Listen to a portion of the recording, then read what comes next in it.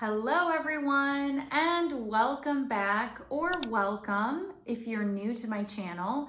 I'm here to help you with your English learning. Today, we're going to be talking about past participles. Now, past participles are an essential part of English grammar. They are used in various tenses and sentence structures. So, by the end of this video, you'll have a solid understanding of what past participles are and how to use them.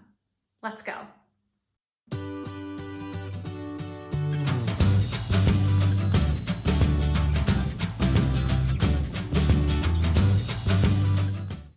First, let's define what a past participle is.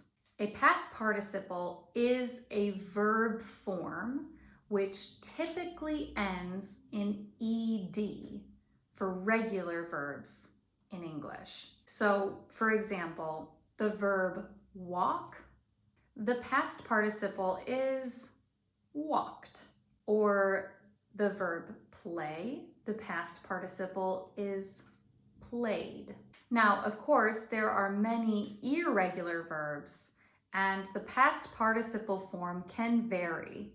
There is not a set rule for this. We just have to memorize these over time. Some common examples are the verb go. The past participle is gone. Or the verb eat. The past participle is eaten. Later in this video, we'll go through a longer list of these irregular verbs that are used very often in English. So stick with me until then. When do we use the past participle? Past participles are used in several verb tenses in English. Here are the main verb tenses that use past participles. First, we have the present perfect tense. And the present perfect tense is formed by combining the auxiliary verb have or has with the past participle of the main verb. So an example would be, I have visited Paris. The past participle is visited. This tense is used to describe actions or events that happened at an unspecified time in the past, but it has relevance or a connection to the present. If your friend is talking about Paris, you could say, oh, I have visited Paris, or I've visited Paris. And this is not a specific time in the past. It's something that has happened and it's relevant to what we're talking about in the present. Another verb tense that uses the past participle is the past perfect tense. The past perfect tense is formed by using the auxiliary verb had, so the past tense, the simple past tense of have, and it's followed by the past participle of the main verb. So an example would be, she had already finished her homework when I called. The past participle here is finished. We use the past perfect tense to describe actions or events that happened before another past action. So I like to tell my students it's like describing the past of the past. So I called happened in the past. That already happened. But even before I called, she had finished her homework. Past participles are also used when constructing passive voice sentences. In the passive voice, the subject receives the action rather than doing it or performing the action. So an example would be, the book was written by the author. Here the past participle is written, which is of course irregular, and it's used in the passive voice to describe the action done to the book. The book was written. Now, there are two more tenses in the passive voice that use the past participle, and the first one is the present perfect passive voice. This is a combination of the present perfect tense that we already talked about and passive voice. It's formed by using the auxiliary verb have or has with been, followed by the past participle of the main verb. Now, just to point out, been is the past participle of the verb be. But you always use have or has plus been, and then your main verb past participle. So an example would be, the report has been written by the team. We use this to describe actions that have been completed recently and have relevance to the present, while of course being in the passive. So focusing on the recipient of the action. So here the report is the subject. The report has been written. That happened recently, recent past. Maybe someone was asking about the report. It's relevant to the situation. You could say, the report has been written. And that brings us to the past perfect passive voice. Similar to the present perfect passive voice, this tense combines the past perfect tense with the passive voice. And it is formed by using had been followed by the past participle of the main verb. Here's an example.